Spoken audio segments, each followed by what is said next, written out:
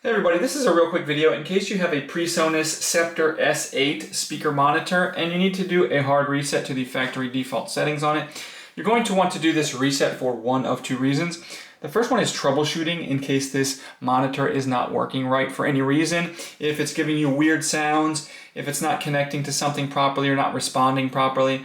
Any kind of issues like that where it's not working can very often be fixed with a factory reset. The second reason you might want to do this hard reset is if for whatever reason you just want to make sure you get everything wiped off of it and so that you can set it up basically like you're setting up a new monitor somewhere. We can go ahead and do this quite easily. All we need to do is with the speaker and the monitor turned off, we're just going to come in and find this HF driver button here and the HP filter button. We're going to press and hold these two buttons simultaneously, and while holding those buttons we can go ahead and power the monitor back on. Once it's back on, we'll see it go through its power on sequence. Just keep holding the buttons, for at least 8 seconds until that the power up sequence is completed, at which point we can let go of the two buttons.